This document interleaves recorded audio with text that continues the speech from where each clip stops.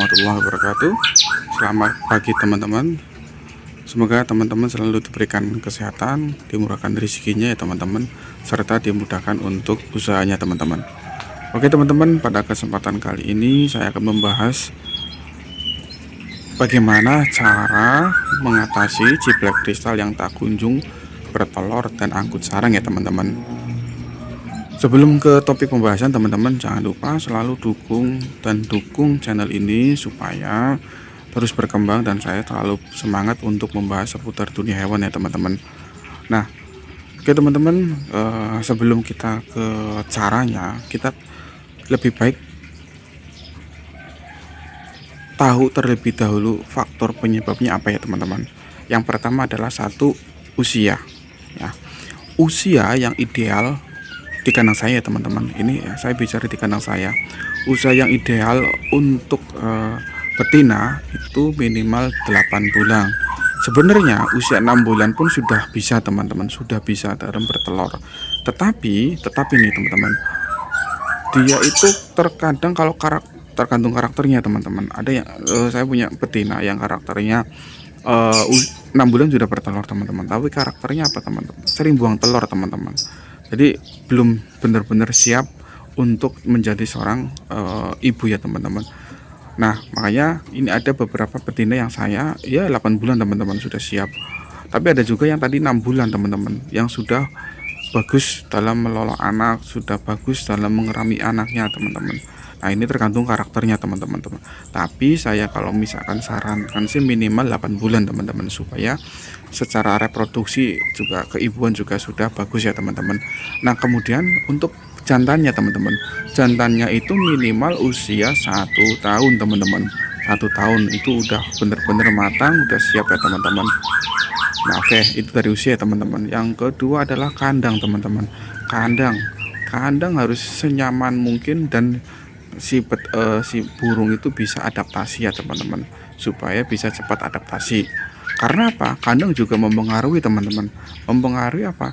Dalam dia itu membuat sarang atau mengangkut sarang teman-teman. Nah ini contoh ya teman-teman, contoh ini sudah tak buat 1 minggu teman-teman. Awalnya ini ini sarangnya tak taruh sebelah sana teman-teman. Nah 1 minggu dia nggak pernah ngangkut sarang teman-teman, tapi malah dibuangi semua teman-teman sarangnya teman-teman. Itu ya teman-teman, sorry bentar saya fokuskan dulu. Tuh, nggak fokus. Oke, kita masuk.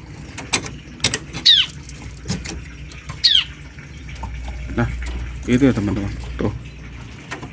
tuh dibuangi semua teman-teman, sehingga tak pindah teman-teman. Biasanya ini betina ini cepat sekali teman-teman dalam mengangkut sarang setelah setelah dipanen ya teman-teman anakannya. Terus ini ada lagi teman-teman, saya ngalami sendiri teman-teman. Ini anakan saya sendiri ya teman. Tapi sebelumnya dulu pas waktu awal saya ternak, saya punya 2 pasang ya teman-teman. Tak taruhnya itu atas dan bawah teman-teman, atas dan bawah. Nah itu pun sampai si dia ini burungnya di atas, dia itu tidak nyaman teman-teman, bahkan sering nyerang betinanya teman-teman, pasangannya, sehingga saya sudah ganti 2 indukan teman-teman. Sudah dua kali betina kayak ganti teman-teman, karena dibantai oleh si pejantannya ya teman-teman. Nah itu kandang ya teman-teman, makanya harus diperhatikan. Tetapi kalau karakternya dia enjoy aja, didekatkan bersampingan dengan burung ciblek yang lainnya, ya nggak apa-apa teman-teman. Tapi karakter di kandang saya ternyata berbeda teman-teman. Nah tapi ini anakan ya teman-teman, ini anakan. Semoga sih dari kecil sudah adaptasi dan sehingga tidak menyerang si pasangannya ya teman-teman. Nah kemudian yang selanjutnya setelah kandang itu adalah sudah jodoh atau belum dengan pasangannya teman-teman. Nah tahunya kita sudah jodoh atau belum biasanya itu dari ketika malam hari dia tidurnya sudah bersampingan teman-teman, sudah berdekatan ya teman-teman. Kalau tidurnya dia itu masih berpisah, berjarakan, itu tandanya belum berjodoh teman-teman. Ya, itu dipastikan belum berjodoh dan tidak bisa berproduksi teman-teman. Oke ya, itu yang ketiga. Nah, terus yang keempat adalah faktor pakan teman-teman. Faktor pakan juga ini mempengaruhi teman-teman. Kalau di kandang saya full EF teman-teman. Saya full EF dan dikasih pur itu pun posisinya jarang dimakan teman-teman. Itu hanya buat jaga-jaga aja biar supaya dia juga masih ingat makan purnya ya teman-teman. Nah, saya pakan EF yang saya gunakan apa? Yaitu ulet kandang, ulet Jerman, ulet Hongkong. Kroto itu ketika saya tidak ada kroto itu saya kasih ketika saya memberikan ada sisaan dari murai batu teman-teman. Ya, saya jujur jarang memberikan, bahkan nggak pernah ya ketika untuk menggenjot birahi si black. Saya seringnya itu menggunakannya itu ulet kandang. Perbandingannya ya, maksudnya kalau ulet kandang itu saya 4, ulet Hongkongnya paling setengah, ulet Jermannya juga setengah. Nah, karena saya ternak ulet Hongkong dan ulet Jerman teman-teman, jadi saya tidak bingung untuk EF-nya, tetapi yang bingung itu EF-nya yang di ulet kandangnya teman-teman. Terkadang stoknya itu kurang terus sehingga saya kadang nyari keluar pun kadang susah gitu ya teman-teman. Oke, itu EF ya teman-teman, full EF. Nah, kemudian yang selanjutnya adalah multivitamin teman-teman. Nah, ini multivitamin juga penting teman-teman, karena dia kan hidup kita ternak kan ya teman-teman. Hidup di ternak, di kandang kita, dia membutuhkan tambahan vitamin ya teman-teman. Ya, vitaminnya saya menggunakan ekstimulan teman-teman. Sorry, saya menggunakan Vitalur teman-teman, bukan ekstimulan. Saya sudah pernah menggunakan ekstimulan, tapi punten hasilnya di kandang saya belum maksimal, kurang maksimal. Di sisi lain kekurangan dari ekstimulan kan kita sudah buka 3 hari 4 hari, kadang di dalamnya sudah beberapa mengeras ya teman-teman, sehingga menyusahkan lah untuk pemberiannya lah menurut saya sih.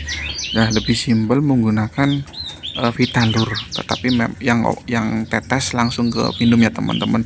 Nah, ini kekurangannya ya, memang harganya agak lumayan ya teman-teman. Nah, jadi apa ya, nah itu ya teman-teman, ini sudah sering ngangkut sarang terus dari kemarin, dan kemarin itu betinanya sudah gendong telur teman-teman. Nah, kemungkinan sih hari ini sudah nelor teman-teman. Berarti ini hari ke-5 setelah saya angkut telur anakannya ya teman-teman. Saya kemarin tak kasih pakan EF, yaitu ulet Jerman, ulet Hongkong, dan ulet kandang. Ulet kandangnya saya memang tak banyakin teman-teman. Sampai pagi masih ada teman-teman. Sampai pagi masih ada. Kemudian saya ganti kembali yang baru teman-teman. Jangan lupa EF-nya pun dikasih fur ayam teman-teman, atau pakan fur untuk mengisi perut si black crystal itu. Untuk mengisi EF itu sendiri teman-teman. Oke teman-teman, seperti itu saja teman-teman. Semoga teman-teman bisa cepat bertelur dan angkut sarang ya teman-teman, black kristalnya, dan cepat menghasilkan cuan-cuan. Oke teman-teman, seperti itu saja sharing ilmunya ya yang ada di kandang saya. Semoga ini bisa bermanfaat buat teman-teman semua, dan mohon maaf barangkali ada kekurangan atau yang salah dalam penyampaian. Di sini saya hanya menyampaikan informasi yang saya alami teman-teman di kandang saya. Saya pamit undur diri. Bila taufiq wal hidayah. Assalamualaikum warahmatullahi wabarakatuh.